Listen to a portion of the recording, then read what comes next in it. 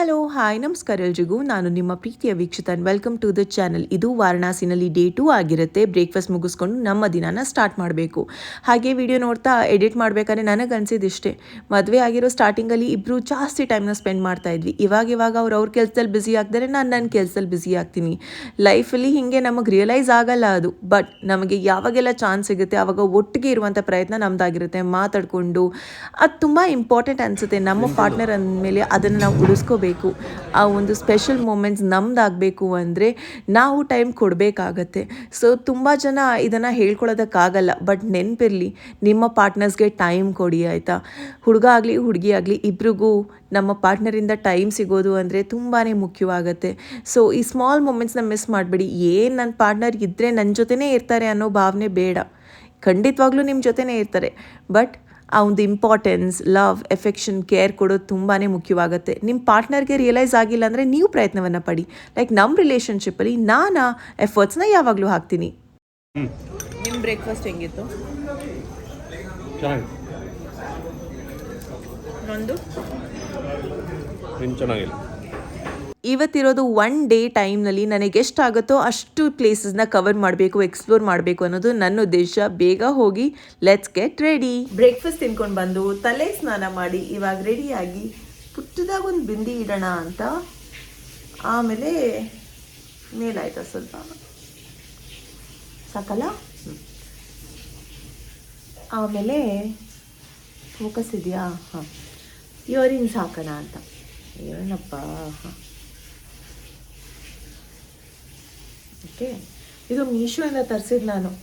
ಸ್ವಲ್ಪ ಹೆವಿ ಇದೆ ಸ್ವಲ್ಪ. ವೆಕೇಷನ್ಗೆಲ್ಲ ಹೋದಾಗ ಮನೆಯಲ್ಲೇ ತಲೆಗೆ ಸ್ನಾನ ಮಾಡಿ ಹೋಗ್ತೀನಿ, ಆಯಿತಾ? ಬಟ್ ಇವತ್ತು ಪವಿತ್ರವಾದ ಪ್ಲೇಸಿಗೆ ಹೋಗೋಕ್ಕಿದೆ. ಸೊ ತಲೆಗೆ ಸ್ನಾನ ಮಾಡಿ ಲಕ್ಷಣವಾಗಿ ರೆಡಿಯಾಗಿ ಹೊರಟಿದ್ದೀನಿ. ಗುಂಡಮ್ಮ ಸಿಂಪಲ್ ಕುರ್ತಿ ಸೆಟ್ನ ಹಾಕಿದ್ದೀನಿ. ನಿನ್ನೆ ಥರನೇ ಸಲ್ವಾರ್ ಹಾಕಬೇಕು ಅಂತ ಆಸೆ ಇತ್ತು, ಬಟ್ ಬೇಡ, ಸಿಂಪಲ್ ಆಗಿರಲಿ ಅಂತ ಇದನ್ನು ಹಾಕ್ಕೊಂಡಿದ್ದೀನಿ. ಲಟ್ಸಿ ಹೆಂಗಿರುತ್ತೋ ಕ್ಯೂ. ನಿನ್ನೆ ಅಂತೂ ಎಷ್ಟಿತ್ತು ಗೊತ್ತಾ ರಶಲ್ಲಿ. ಇವಾಗ ಡಬಲ್ ಕ್ಯೂ ಇರುತ್ತೆ. ಬಟ್ ಇವತ್ತು ತುಂಬ ಒಳ್ಳೆ ದಿನ, ಶನಿವಾರನೇ ಹೋಗ್ತಾ ಇದ್ದೀನಿ. ಚೆನ್ನಾಗಿ ಕಾಣಿಸ್ತಾ ಇದ್ದೀನಾ? ಓಕೆನಾ? ಹಾಂ, ಲೆಟ್ಸ್ ಗೋ. ನಾನಿವಾಗ ಹೊರಡ್ತೀನಿ. ಇವಾಗ ನೀವು ಬಂದಿಲ್ಲ ಅಂದರೆ ಕನ್ನ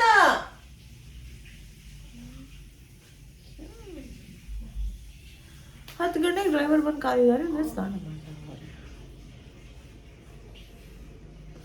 ಇಮ್ಯಾಜಿನ್ 3 ಗಂಟೆ ಟೆಂಪಲ್ ಹೋಗಬೇಕು. ನಾನು 11ರಿಂದ 3 ಗಂಟೆ ತನಕ ಏನು ನೋಡ್ಕೊಂಡು ಬರಲಿ ನಾನು? ಏನು ನಾನು ಹೊರಡ್ತೀನಿ ಇವಾಗ. ಎಷ್ಟೊತ್ತು? ನಿನ್ನೆ ಲೇಟ್ ಮಾಡಿಲ್ವಾ? ನಿನ್ನೆ ಲೇಟ್ ಏನು ಮಾಡಿದ್ದೀನಿ? ಡ್ರೈವರೇ ಬಂದಿರಲಿಲ್ಲ.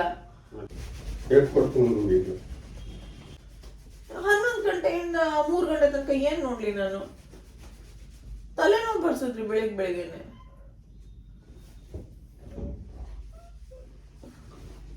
ಬೆಳಗ್ಗೆ ಅದು ಹೋಗ್ಬೇಕಿತ್ತು 5 ಗಂಟೆಗೆ. ನಾನು ಹೋಗ್ಲಾ? ನೀವು ಆಟೋದಲ್ಲಿ ಹೋಗಿ. ನಿಜ ಹೋಗ್ಲಾ?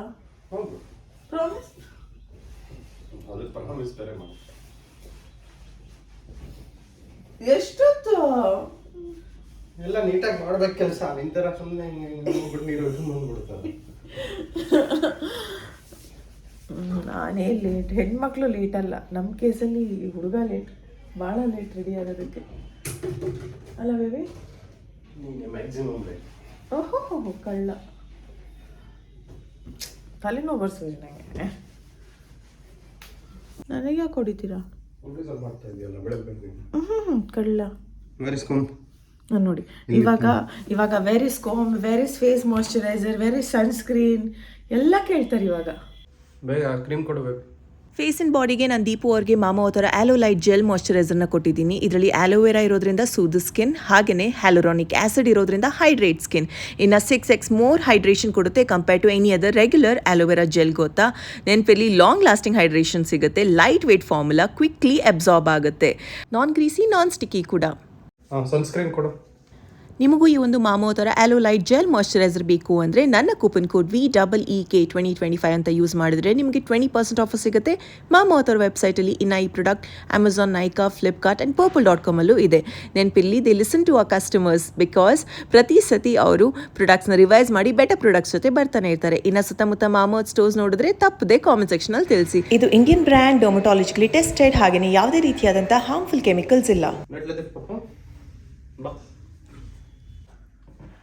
ಈ ಗಂಡು ಮಕ್ಳಿಗೆ 1 hour ಏನಕ್ಕೆ ಬೇಕೋ ರೆಡಿ ಆಗೋದಕ್ಕೆ ನನಗಂತೂ ಗೊತ್ತಿಲ್ಲ. ಒಂದು ಪ್ಯಾಂಟು, ಒಂದು ಶರ್ಟ್, ಒಂದು ಸ್ಕಿನ್ ಕೇರ್ ಮಾಡೋದಕ್ಕೆ 1 hour ತಗೋತಾರಪ್ಪ. ಐರನ್ ಮಾಡಬೇಕಂತಾನೆ ನಾನು ಈ ಸಿಂಪಲ್ ಬಟ್ಟೆ ಹಾಕ್ತೆ.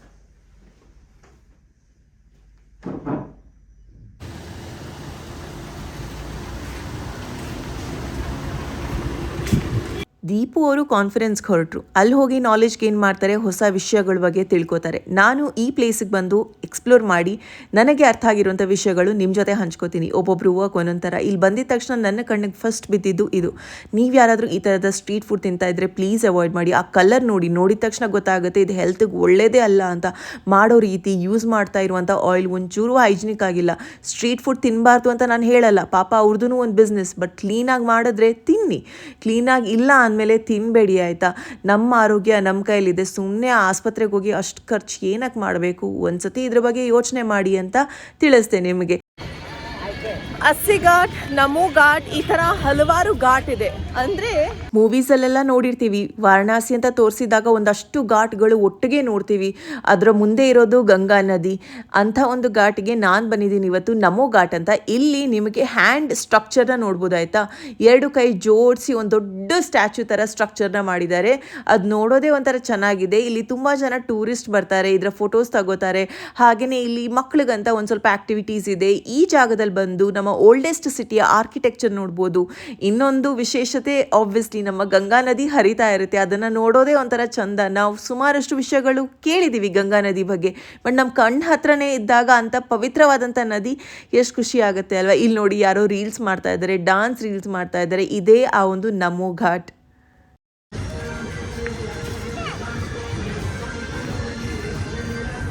ಇದೇ ನಮೋ ಘಾಟ್.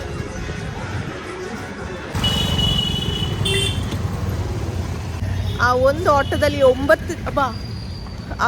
ಆಟೋದಲ್ಲಿ 9 ಜನ ಹೋದ್ರು ಗೊತ್ತಾ? ನಾನು ಇವಾಗ ಹೋಗ್ತೀನಿ ಟುಕ್ ಗಾಡಿನಲ್ಲಿ. ನಮ್ಮ ಬೆಂಗಳೂರು KR ಪುರಮ್ಗೆ ಹೋದರೆ ಹೇಗಿರುತ್ತೆ? ಕಂಪ್ಲೀಟ್ ಜನ, ರಶ್, ಬ್ಯುಸಿ, ಟ್ರಾಫಿಕ್. ಅದೇ ರೀತಿ ಇಲ್ಲಿ ಇಡೀ ದಿನ ಇರುತ್ತೆ. ಆ್ಯಂಡ್ ಈ ಚಿಕ್ಕ ಸಂದಿ ರಸ್ತೆಗಳು. ಈ ಊರಿಗೆ ಬಂದಮೇಲೆ ರುದ್ರಾಕ್ಷಿ ನೋಡ್ತಿದ್ರೆ ಹೇಗೆ, ಎಲ್ಲಿ ನೋಡಿದ್ರು ಇದನ್ನು ಸೇಲ್ ಮಾಡ್ತಾರೆ. ಹಾಗೆಯೇ ಇನ್ನೊಂದೇನು ಅಂದರೆ, ನನಗೆ ಆಸೆ ಯಾವುದಾದ್ರೂ ಊರಿಗೆ ಹೋದಾಗ ಅಲ್ಲಿನ ವಿಶೇಷವಾದಂಥ ಫುಡ್ ಐಟಮ್ಸ್ನ ಟ್ರೈ ಮಾಡಬೇಕು ಅಂತ. ಹಾಗೆಯೇ ಇಲ್ಲಿನ one of the most famous food ಅಂದರೆ ಲಸ್ಸಿ. ಸ್ವೀಟ್ ಲಸ್ಸಿ ಸಿಗುತ್ತೆ. ಬಾಂಗ್ ಲಸ್ಸಿ ಅಂದರೆ ನಶೆ ಬರುತ್ತಲ್ವ, ಆ ಲಸ್ಸಿನೂ ಕೊಡ್ತಾರೆ. ಎಲ್ಲ ಚಿಕ್ಕ ಅಂಗಡಿ, ಅಲ್ಲಲ್ಲಿ ಲಸ್ಸಿ ಶಾಪ್ಸ್ ಇರುತ್ತೆ. ಬಟ್ ಏನು ರುಚಿ ಇರುತ್ತೆ ಗೊತ್ತಾ ಇದು? ಅದಕ್ಕೆ ಹೇಳೋದು, ಆ ಊರಲ್ಲಿ ಆ ವಿಶೇಷವಾದದ್ದು ಟ್ರೈ ಮಾಡಲೇಬೇಕು ಅಂತ. ಹಾಗೆಯೇ ನೆಕ್ಸ್ಟ್ ಬನಾರಸ್ ಪಾನ್, ಇದಂತೂ ನೆಕ್ಸ್ಟ್ ಲೆವೆಲ್ ಟೇಸ್ಟ್ ಇತ್ತು. ಅಂದರೆ ಎಷ್ಟು ಡಿಫ್ರೆಂಟಾಗಿ ಮಾಡ್ತಾರೆ ಗೊತ್ತಾ? ಹುಡುಗಿರ್ದೊಂದು ಇದ್ದೇ ಇರುತ್ತೆ ಅಲ್ವಾ, ಒಂದು ಸ್ವಲ್ಪ ಕೂದಲು ಈ ಥರ ಎದುರುಗಡೆ ಹಾಕಿದ್ರೇ ಸಮಾಧಾನ. ಪಾನ್ ಅಂದರೆ ಇಲ್ಲಿ ಸಿಕ್ಕಾಪಡೆ ಫೇಮಸ್.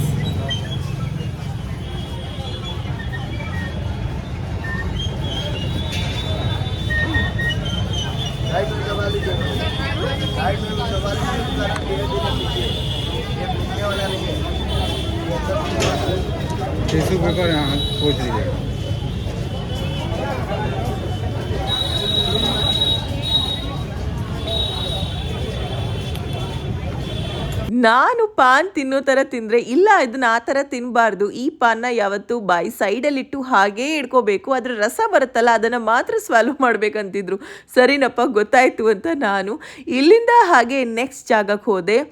ದಾಲ್ ಬಾಟಿ ಚೂರ್ಮಾ, ಇದು ತುಂಬಾ ಫೇಮಸ್ ಆಗಿರುವಂಥ ಜಾಗ ಅಂತ ಇವ್ರು ಹೇಳ್ತಾ ಇದ್ರು. ಬಾಟಿ ಚೌಕ, ಅದರಲ್ಲಿ ತುಂಬ ಕ್ಯೂ ಇರುತ್ತೆ, ತುಂಬ ರಶ್ ಇರುತ್ತೆ ಅಂತ ಹೇಳಿದ್ರು. ಸರಿ ನೋಡೋಣ ಅಂತ ಬಂದೆ, ಜಾಸ್ತಿ ಜನ ಇದ್ದರೆ ಬೇಡ ಅಂತ. ಬಟ್ ಈ ಜಾಗಕ್ಕೆ ಬಂದು ನನಗೆ ತುಂಬ ಖುಷಿಯಾಗಿದ್ದು ಯಾಕೆ ಅಂದರೆ, one of the most popular places ವಾರಣಾಸಿನಲ್ಲಿ ಇದು.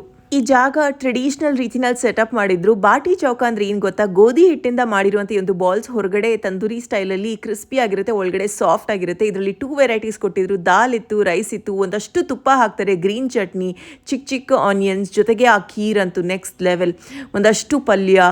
ಏನು ರುಚಿ ಇತ್ತು ಅಂದರೆ ಹೊಟ್ಟೆ ತುಂಬ ಹೋಗುತ್ತೆ. ಬಾಟಿ ಚೌಕ ಊಟ ಅಂತೂ ಮಸ್ತಾಗಿತ್ತು. ಬೆಸ್ಟ್ ಫುಡ್ ಅನ್ಸುತ್ತೆ ಇಲ್ಲಿದು. ತುಂಬಾ ಜನ ಬಂದು ವೇಟ್ ಮಾಡ್ತಾರೆ. सर्विस बेकार की है. वो बंदा बता रहे मुझे चूरमा नहीं है, आपके थाली में चूरमा नहीं आती है, आपको एक्स्ट्रा पे करना पड़ेगा, जो मुझे पता है कि ऑलरेडी है.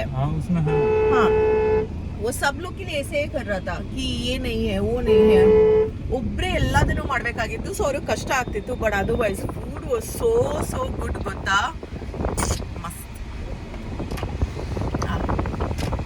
ನನ್ನ ಮಾರ್ನಿಂಗ್ ಟ್ರಿಪ್ ಮುಗಿದ ಮೇಲೆ ದೀಪು ಅವರು ಇರೋ ಜಾಗಕ್ಕೆ ಬಂದೆ. ಅವ್ರನ್ನ ಇವಾಗ ಪಿಕಪ್ ಮಾಡಬೇಕು. ಎಲ್ಲ ಆಯಿತು. ಇವಾಗ ತಾಜ್ ಬಂದಿದ್ದೀನಿ, ವಾರಣಾಸಿನಲ್ಲಿರುವಂಥ ತಾಜ್ಗೆ. ದೀಪು ಅವರ ಕಾನ್ಫರೆನ್ಸ್ ಇಲ್ಲೇ ನಡೀತಾ ಇದೆ. ಅವರು ಅಟೆಂಡ್ ಮಾಡ್ತಾ ಇದ್ರು ಕಾನ್ಫರೆನ್ಸ್ನ. ಇವಾಗ ಕರೆದಿದ್ದೀನಿ, ಬನ್ನಿ ಹೋಗೋಣ ಅಂತ. ಟೆಂಪಲ್ ವಿಸಿಟ್ ವೆರಿ ಇಂಪಾರ್ಟೆಂಟ್ ಅಲ್ವಾ ಅಂತ. ತಾಜ್ ವಾರಣಾಸಿನಲ್ಲಿ ಇವರ ಕಾನ್ಫರೆನ್ಸ್ ನಡೀತಾ ಇದೆ ಆಯಿತಾ. ಸೊ ನಂದು ಇಲ್ಲಿ ತನಕ ಕೆಲಸ ಆಯ್ತು. ಇವಾಗ ಟೆಂಪಲ್ ಹೋಗಬೇಕು. ಭೈರವಿ ಟೆಂಪಲ್ ಇದೆ, ಆಮೇಲೆ ವಿಶ್ವನಾಥ್ ಟೆಂಪಲ್ ಇದೆ, ಆಮೇಲೆ ಗಂಗಾ ಆರತಿ. ಇದು 3 ಮಾಡೋದಕ್ಕೆ ಅಂತ ನನ್ನ ಮೇನ್ ಉದ್ದೇಶ ಬಂದಿರೋದೇ ಅದಕ್ಕೆ. ಆ್ಯಂಡ್ ಬ್ಯೂಟಿಫುಲ್ ಆಗಿದೆ ಈ ಪ್ರಾಪರ್ಟಿ ಮಾತ್ರ. ಚೆನ್ನಾಗಿದೆ ವಿತ್ ಕ್ಲಾಸು. ನಮ್ಮ ಸ್ಟೂಡೆಂಟ್ ನೋಡಿ, ಸ್ಟೂಡೆಂಟ್ ನೋಡೋಣ.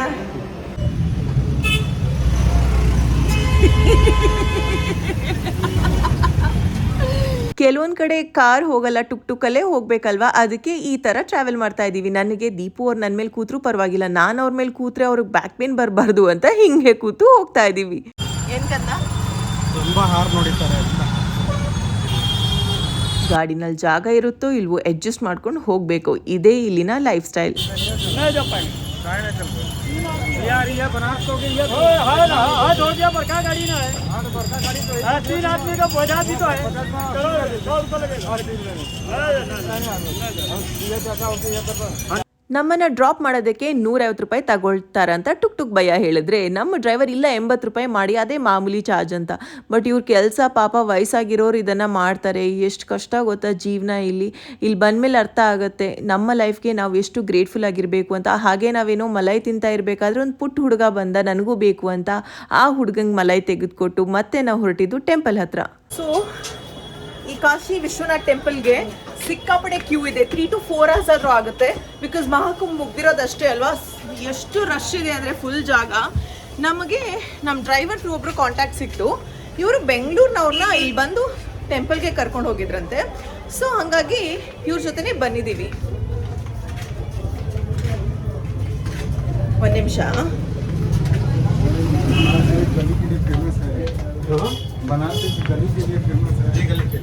ಒಳಗಡೆಯಿಂದ ಕರ್ಕೊ ಬರ್ತಾ ಇದ್ದಾರೆ. ಯಾಕೆ ಗೊತ್ತಾ, ಅಲ್ಲಿ ಮೇನಲ್ಲಿ ಸಿಕ್ಕಾಪಟ್ಟೆ ಇದೆ. ಇವರೇ ಹಾಯ್ ಬತಾಯಿಯೇ ಸಬ್ಕೋ. ಹರ ಹರ ಮಹಾದೇವ್, ಜಯ ವಿಶ್ವನಾಥ್, ಜಯ ಜಯ ಬಾಬಾ ವಿಶ್ವನಾಥ್. ಸೊ ಆನ್ಲೈನಲ್ಲಿ ಟಿಕೆಟ್ ಪ್ರೈಸ್ ಇರೋದು 500. ಇವ್ರಿಗೆ ನಾವು ಪರ್ ಪರ್ಸನ್ 750 ಕೊಡ್ತಾ ಇದ್ದೀವಿ. ಫೋಟೋ ಅಂತೆ.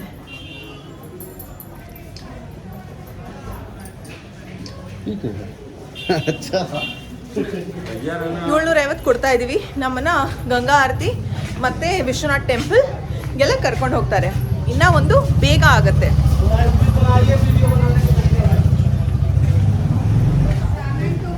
ಟೆಂಪಲ್ ಒಳಗಡೆ ಫೋನ್, ಬ್ಯಾಗ್ಸ್ ಏನೂ ಅಲೌಡ್ ಇಲ್ಲ. ಸೊ ನನ್ನ ಫೋನ್ನ ಡ್ರೈವರಿಗೆ ಕೊಡ್ತೀವಿ ನಾವು, ಅಥವಾ ಲಾಕರಲ್ಲೂ ಇಡ್ಬೋದು.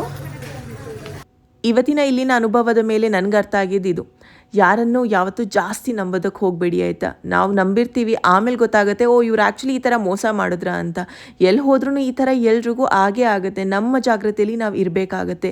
ಇಲ್ಲಿರೋದು ಪ್ರತಿಯೊಂದು ರೋಡ್ ಈ ಥರ ಗಲ್ಲಿ ಥರನೇ ಇದೆ. ನಾವು ಜನರ ಮಧ್ಯ ನಮಗೆ ಜಾಗ ಮಾಡಿಕೊಂಡು ಹೋಗಬೇಕಾಗತ್ತೆ.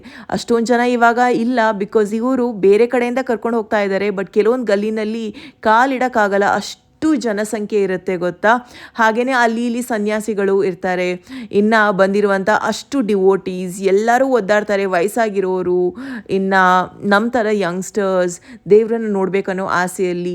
ಒಂದು ಕಡೆಯಿಂದ ಫುಲ್ ಹೂವು ಹಣ್ಣು ಪ್ರಸಾದ ಇದ್ದರೆ, ಇನ್ನೊಂದು ಕಡೆಯಿಂದ ಮಾಲೆಗಳು, ದೇವ್ರಿಗೆ ಬೇಕಾಗಿರೋಂಥ ಐಟಮ್ಸ್, ಐಡಲ್ಸ್ ಎಲ್ಲ ಮಾರ್ತಾರೆ. ಇವಾಗ ಬಂದಿರೋದು ನಮ್ಮ ಫೋನ್ ಎಲ್ಲ ಇಲ್ಲಿ ಲಾಕರಲ್ಲಿ ಇಡೋದಕ್ಕೆ. ನಾನು ಆ್ಯಕ್ಚುಲಿ ಅಂದ್ಕೊಂಡೆ ಇವ್ರ ನಂಬರ್ ಶೇರ್ ಮಾಡಿದ್ರೆ ತುಂಬ ಜನರಿಗೆ ಹೆಲ್ಪ್ ಆಗುತ್ತೆ, ಕಾಶಿಗೆ ಹೋಗೋ ಪ್ಲ್ಯಾನ್ಸ್ ಇದ್ದರೆ ಡೈರೆಕ್ಟ್ ಎಂಟ್ರಿ ಸಿಗೋದಕ್ಕೆ ಅಥವಾ ಸ್ಪೆಷಲ್ ಕ್ಯೂ ಅರೇಂಜ್ಮೆಂಟ್ಸ್ ಮಾಡೋದಕ್ಕೆ ಅಂತ. ಬಟ್ ಆ್ಯಕ್ಚುಲಿ ನಮ್ಮ ಎಕ್ಸ್ಪೀರಿಯನ್ಸ್ ಮುಖಾಂತರ ಬೇಡ ಅನಿಸುತ್ತೆ. ನಿಮಗಲ್ಲಿ ಹಲವಾರು ಕಾಂಟ್ಯಾಕ್ಟ್ ಸಿಗುತ್ತೆ ಆಯಿತಾ, ನೀವು ಟ್ರೈ ಮಾಡ್ಬೋದು. ನಾವು ಎಷ್ಟು ಹೇಳಿದ್ರು ಕೇಳಲಿಲ್ಲ, ಇವರಂತೂ ನೀವು ಈ ಪಾನ್ನ ಟ್ರೈ ಮಾಡಲೇಬೇಕು ಅಂತ ನಿನ್ನೆಯಿಂದ ಬರೀ ಅಲ್ಲಿ ಇಲ್ಲಿ ಪಾನ್ ತಿಂದಿದ್ದೇ ಆಯಿತು. ಎಲ್ಲಿ ನೋಡಿದ್ರು ಪಾನ್ ತಿನ್ನಿ ಟ್ರೈ ಮಾಡಿ ಅಂತಲೇ ಹೇಳ್ತಾರೆ. ಸಂದೀಪ್ ಪಾನ್ ಭಂಡಾರ್, ಸಂದೀಪ್ ಪಾನ್ ಭಂಡಾರ್ ಅಂತೆ, ವರ್ಲ್ಡ್ ಫೇಮಸ್ ಪಾನ್ ಇದು. ನೀವು ಬನ್ನಿ ಟ್ರೈ ಮಾಡಿ, ಮಿಸ್ ಮಾಡಬೇಡಿ. ನೋಡಿ ನೋಡಿ ಏನೇನೋ ಮಣ್ಣು ಮಶ್ನ ಆಗ್ತಾವ್ರಪ್ಪ. ಇದನ್ನ ನನ್ನ ಯಜಮಾನ್ರು ಇವಾಗ ತಿನ್ಬೇಕಪ್ಪ, ಬೇಡ ಅಂದ್ರೂ ತಿನ್ಬೇಕಪ್ಪ. ಸಿಕ್ಕಾಕೊಂಡಿದ್ದಾರೆ, ತಿನ್ಲೇಬೇಕು ಅಲ್ವಾ? ಟ್ರೈ ಮಾಡ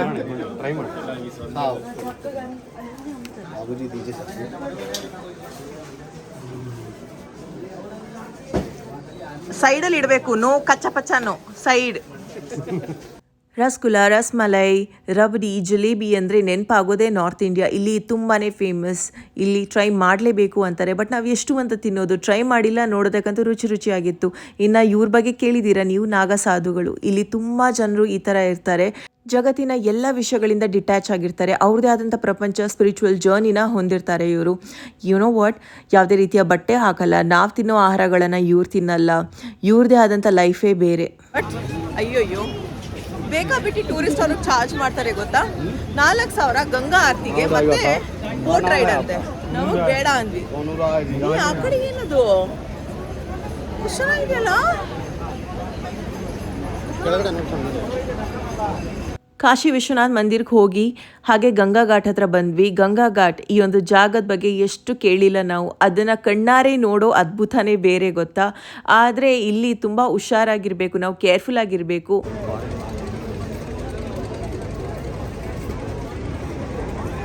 जय जय बाबा विश्वनाथ, हर हर महादेव, जय काशी जय माता. ಇಡೀ ಪ್ರಪಂಚವೇ ಮುಳುಗೋದ್ರೂ ಈ ಜಾಗಕ್ಕೆ ಏನೂ ಆಗಲ್ಲ ಅನ್ನೋ ನಂಬಿಕೆ ಇದೆ. ಯಾಕಂದರೆ ಲಾರ್ಡ್ ಶಿವ ಸದಾ ಈ ಜಾಗವನ್ನು ಕಾಪಾಡ್ತಾರೆ, ಡಿಸ್ಟ್ರಾಯ್ ಆಗೋದಕ್ಕೆ ಬಿಡೋದೇ ಇಲ್ಲ ಅಂತ, ಈ ಜಾಗವನ್ನು ಬಿಟ್ಟು ಹೋಗೋದೇ ಇಲ್ಲ ಅನ್ನೋ ನಂಬಿಕೆ ಗೊತ್ತಾ. ಇಲ್ಲಿ ಬಂದರೆ ಏನು ಮಾಡ್ಬೋದು, ಪವಿತ್ರವಾದಂಥ ಗಂಗಾ ನದಿಯಲ್ಲಿ ಸ್ನಾನ ಮಾಡ್ಬೋದು, ಗಂಗಾ ಜಲವನ್ನು ಮನೆಗೆ ಕೂಡ ತಗೊಂಡು ಹೋಗ್ಬೋದು. ಎಲ್ಲ ಅಸ್ಸಿ ಘಾಟ್ ನಾವೇನು TV ಮೂವೀಸಲ್ಲಿ ನೋಡ್ತಾ ಇದ್ವಿ, ಹಿಸ್ಟ್ರಿಯಲ್ಲಿ ಕೇಳಿದ್ದೀವಿ, ಅದನ್ನು ಕಣ್ಣಾರೆ ನೋಡಿ ಅನುಭವಿಸ್ಬೋದು. ಹಾಗೆಯೇ ಇಲ್ಲಿ ಪ್ರೈವೇಟ್ ಬೋಟಲ್ಲೂ ನೀವು ಈ ಥರ 80 ಘಾಟ್ಗಳನ್ನು ನೋಡ್ಬೋದು, ಅಥವಾ ಪಬ್ಲಿಕ್ ಬೋಟಲ್ಲೂ ಹೋಗ್ಬೋದು. ನಾನು ಏನು ಹೇಳ್ತೀನಿ ಅಂದರೆ, ಪಬ್ಲಿಕ್ ಬೋಟಲ್ಲಿ ಹೋಗಿ ಮುಂಚೆನೇ ಬುಕ್ ಮಾಡಿ. ಪ್ರೈವೇಟ್ ಬೋಟಲ್ಲಿ ಹೋಗೋದಾದರೆ ತುಂಬ ಎಕ್ಸ್ಪೆನ್ಸಿವ್ ಆಗುತ್ತೆ. ಆ ದೋಣಿನಲ್ಲಿ ಒಂದು 10 ಜನ ಹೋದರು, ಬಟ್ ನಮ್ಮ ದೋಣಿನಲ್ಲಿ ಇದ್ದಿದ್ದು ನಾವಿಬ್ಬರೇ. ನಮ್ಮ ಥರ ಇನ್ನೊಂದು ಜೋಡಿ ಇದ್ದರು, ನಾವು ಅವರು ಒಟ್ಟಿಗೆ ಒಂದೇ ದೋಣಿನಲ್ಲಿ ಹೋಗ್ತೀವಿ ಅಂದರೆ ಅಲ್ಲಿದ್ದಂಥ ಜನ ಕೇಳಲೇ ಇಲ್ಲ, ನೀವು ನಮಗೆ ಸಪ್ರೇಟಾಗಿ 4,000 ಕೊಡಲೇಬೇಕು ಅನ್ನೋ ಹಠ. ಸರಿ, ಇನ್ನೇನು ಮಾಡೋಣ, ಬೇರೆ ಊರಿಗೆ ಬಂದಿದ್ದೀವಿ, ಸುಮ್ಮನೆ ಜಗಳ ಬೇಡ ಅಂತ ಓಕೆ ಅಂದ್ವಿ. ಬಟ್ ಅದ್ಭುತವಾದಂಥ ದೃಶ್ಯ ನೋಡೋದಕ್ಕೆ ಸಿಗ್ತಾ, ಹೌದು. ಎಕ್ಸ್ಪೀರಿಯನ್ಸ್ ಚೆನ್ನಾಗಿತ್ತಾ, once in a life time experience ಅನ್ನಿಸ್ತಾ, ಎಸ್. ಸನ್ಸೆಟ್ ಅನುಭವ ಮತ್ತಷ್ಟು ಖುಷಿ ಕೊಡ್ತು. ಇನ್ನು ಈ ವಿಚಾರಕ್ಕೆ ಬರೋದಾದರೆ, ಹರಿಶ್ಚಂದ್ರ ಘಾಟ್, ಮಣಿಕರ್ಣಿಕಾ ಘಾಟ್, ಈ ಎರಡೂ ಜಾಗದಲ್ಲೂ ಸೆಂಚುರೀಸಿಂದ ದಿನ ರಾತ್ರಿ ಪ್ರತಿ ಹೊತ್ತಲ್ಲೂ ಈ ಥರ ಬೆಂಕಿ ಉರಿತಾನೇ ಇರುತ್ತೆ. ನೋಡೋದಕ್ಕೆ ಬೇಜಾರಾಗುತ್ತೆ, ಇದೆಲ್ಲ ಹೊಸ ಅನುಭವ. ಬಟ್ ಇಲ್ಲಿನ ಜನರು ಡೆತ್ತನ್ನು ಸೆಲೆಬ್ರೇಟ್ ಮಾಡ್ತಾರೆ ಗೊತ್ತಾ. 80 ಘಾಟ್ಗಳ ಹಿಂದೆನೂ ಒಂದೊಂದು ಕತೆ ಇದೆ, ಹೆಸರಿನ ಹಿಂದೆನೂ ಒಂದು ಕಾರಣ ಇದೆ. ಈ ಹರಿಶ್ಚಂದ್ರ ಘಾಟಿಗೆ ಬಂದಿರುವಂಥ ಹೆಸರು ರಾಜ ಹರಿಶ್ಚಂದ್ರ ಅವರಿಂದ ಅಂತೆ. ಯಾಕಂದರೆ ಅವರು ಆ ಕಾಲದಲ್ಲಿ ಪ್ರತಿದಿನ ನಿತ್ಯವೂ ಇಲ್ಲಿ ಶವ ಸಂಸ್ಕಾರದ ಕೆಲಸ ಮಾಡ್ತಾ ಇದ್ರಂತೆ. ಹಾಗೆಯೇ ಇನ್ನು ಮಣಿಕರ್ಣಿಕಾ ಘಾಟ್, ಇಲ್ಲಿ ದೇವಿ ಪಾರ್ವತಿಯ ಮಾಣಿಕ್ಯ ಅಂದರೆ ಕಿವಿ ಓಲೆ ಬಿದ್ದಾಗ ತುಂಬ ಅತ್ಯಂತ ಪವಿತ್ರವಾದ ಸ್ಥಳ ಅಂತ ನಂಬಿದ್ರಂತೆ ಜನ. ಸೊ ಹಾಗಾಗಿ ಪುರಾಣದ ಪ್ರಕಾರ ಈ ಜಾಗಕ್ಕೆ ಮಣಿಕರ್ಣಿಕಾ ಘಾಟ್ ಅಂತ ಹೆಸರು ಬಂದಿದ್ದು ಆ ರೀತಿಯಲ್ಲಿ. ಸೊ ವಿಶೇಷವಾದಂಥ ಸ್ಟೋರಿಗಳನ್ನು ನೀವು ಕೂಡ ತಿಳ್ಕೊಬೋದು ಇಲ್ಲಿ ಬಂದಾಗ. ಒಂದೊಂದು ಊರಲ್ಲಿ ಒಂದೊಂದು ರೀತಿಯ ನಂಬಿಕೆ ಇದೆ. ಇನ್ನು ಇಲ್ಲಿ ನಮಗೇನು ಆಸೆ ಇದೆ, ಇಷ್ಟ ಇದೆ, ಪೂಜೆ ಕೂಡ ಮಾಡ್ಬೋದು. ಪುಟ್ಟದಾಗಿ ಒಂದು ಪೂಜೆಗೆ ಏನೆಲ್ಲ ಬೇಕು ಅದನ್ನು ಈ ಥರ ಕೊಡ್ತಾರೆ. ನಮ್ಮ ವಿಶ್ ಏನು ಅದನ್ನು ಬೇಡ್ಕೊಂಡು ದೀಪವನ್ನು ಹಚ್ಚಿ ನೀರಲ್ಲಿ ಬಿಡಬೇಕು. ಸುಮಾರಷ್ಟು ಜನ ಈ ಥರ ಮಾಡ್ತಾರೆ. ಕೆಲವೊಬ್ಬರು ನೀರು ಪೊಲ್ಯೂಟ್ ಆಗುತ್ತೆ ಅಂತ ನಂಬ್ತಾರೆ. ಇನ್ನು ಕೆಲವೊಬ್ಬರು ಗಂಗಾ ನದಿ ಯಾವತ್ತಿದ್ರೂ ಪೊಲ್ಯೂಟ್ ಆಗಲ್ಲ, ಯಾರು ಏನೇ ಮಾಡಲಿ ಇದನ್ನು ಡಿಸ್ಟ್ರಾಯ್ ಮಾಡೋದಕ್ಕಾಗಲ್ಲ, ನೀರು ಸದಾ ಪವಿತ್ರವಾಗೇ ಇರುತ್ತೆ ಅನ್ನೋ ನಂಬಿಕೆ ಕೂಡ ಇದೆ. ಇನ್ನೊಂದು ವಿಶೇಷತೆ ಅಂದರೆ, ಇಲ್ಲಿ ಪ್ರತಿದಿನ ಗಂಗಾ ನದಿಗೆ ಆರತಿ ಮಾಡ್ತಾರೆ, ಪೂಜೆ ಮಾಡ್ತಾರೆ. ಇದು ದಶಶ್ವಮೇಧ ಘಾಟಲ್ಲಿ ನಡೆಯುತ್ತೆ ಆಯಿತಾ, 7 ಗಂಟೆಗೆ. ನಾವು ಹೋಗಿ ನೋಡಿದ್ವಿ, 2 ಆಪ್ಷನ್ ಇದೆ. ಒಂದು ದೋಣಿನಲ್ಲಿ ಕೂತು ನೋಡ್ಬೋದು, ಇಲ್ಲಾಂದರೆ ಆ ಸ್ಟೆಪ್ಸ್ ಇದೆಯಲ್ಲ ಘಾಟ್ ಹತ್ರ, ಅಲ್ಲೂ ಕೂತು ನೋಡ್ಬೋದು. 2 ಕಡೆನೂ ನಿಮಗೆ ಚೆನ್ನಾಗಿ ಕಾಣಿಸಲ್ಲ. ಬೇಗ ಹೋಗಿ 5 ಗಂಟೆಗೇ ಫಸ್ಟ್ ಸ್ಟೆಪ್ಪಲ್ಲಿ ಕೂತ್ರೆ ನಿಮಗೆ ಕ್ಲಿಯರ್ ಆಗಿ ಹೇಗೆ ಮಾಡ್ತಾರೆ ಈ ಗಂಗಾ ಆರತಿ ಅಂತ ಗೊತ್ತಾಗುತ್ತೆ. ಬಟ್ ಜನಸಂಖ್ಯೆ ಜಾಸ್ತಿ ಇರುತ್ತೆ, ಕಮ್ಮಿನಲ್ಲಿ 20,000 ಜನ ಆದರೂ ಪ್ರತಿದಿನ ಸೇರ್ತಾರೆ. ಇಮ್ಯಾಜಿನ್ ಪ್ರಯಾಗ್ರಾಜ್ ಟೈಮ್ನಲ್ಲಿ ಎಷ್ಟು ಜನಸಂಖ್ಯೆ ಆಗಿರಲ್ಲ, ಅದಕ್ಕೆ ಇದನ್ನು ಕ್ಲೋಸ್ ಮಾಡಿದ್ರು, ಆವಾಗ ಮಾಡ್ತಾ ಇರಲಿಲ್ಲ.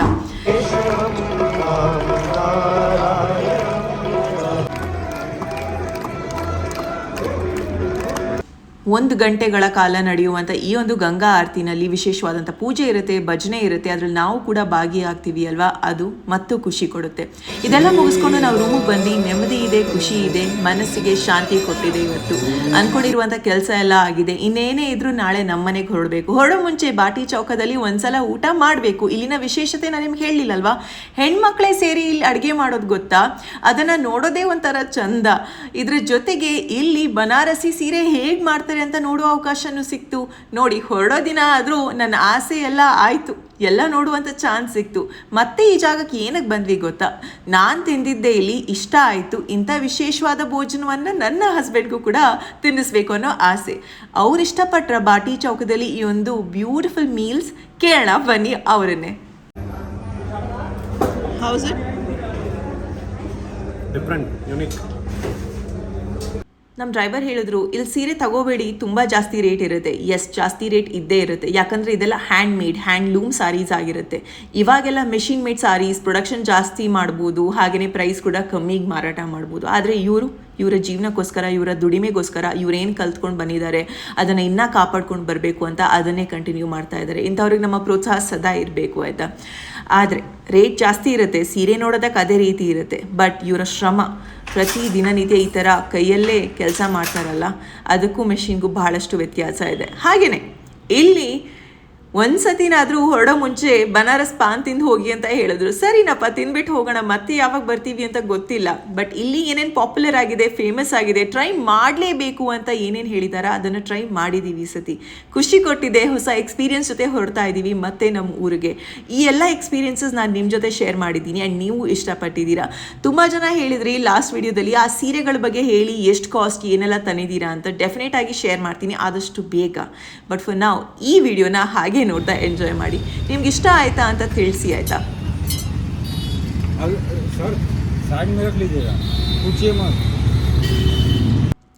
ಮತ್ತೆ ಮುಂದಿನ ವಿಡಿಯೋದಲ್ಲಿ ಸಿಗ್ತೀನಿ. ಅಲ್ಲಿ ತನಕ ನೆನಪಿರಲಿ, ಇರೋದು ಒಂದು ಜೀವನ, ಖುಷಿಯಿಂದ ಇರಿ, ನಗ್ನಗ್ತಾ ಇರಿ, ಇನ್ನೊಬ್ರ ಜೊತೆನೂ ಚೆನ್ನಾಗಿರಿ ಆ್ಯಂಡ್ ಎಲ್ರಿಗೂ ಒಳ್ಳೆಯದನ್ನು ಬಯಸಿ, ಅವಾಗ ನಿಮಗೂ ಒಳ್ಳೆಯದಾಗುತ್ತೆ, ಆಯಿತಾ. ಹಾಗೆಯೇ ನಿಮ್ಮ ಕನ್ನಡತಿಯನ್ನು ಸದಾ ಪ್ರೋತ್ಸಾಹಿಸಿ, ಪ್ರೀತಿ ಸದಾ ಹೀಗೆ ಇರಲಿ. ಈ ವಿಡಿಯೋ ಇಷ್ಟವಾದಲ್ಲಿ hit like, share and subscribe. ಮನೆಗೆ ಹೋಗಿ ತುಂಬ ಚೆನ್ನಾಗಿ ರೆಸ್ಟ್ ಮಾಡಬೇಕು ಅಂತ ಅಂದ್ಕೊಂಡಿದ್ದೀನಿ, ಯಾಕಂದರೆ ಎಕ್ಸಾಸ್ಟ್ ಆಗಿದ್ದೀನಿ, ಸುಸ್ತಾಗಿದೆ ಆ್ಯಂಡ್ ಸ್ವಲ್ಪ ರೆಸ್ಟ್ ತಗೋಬೇಕು. ಬ್ಯಾಕ್ ಟು ಬ್ಯಾಕ್ ಟ್ರಾವೆಲ್ ವೀಡಿಯೋಸೇ ಆಯ್ತಲ್ವಾ.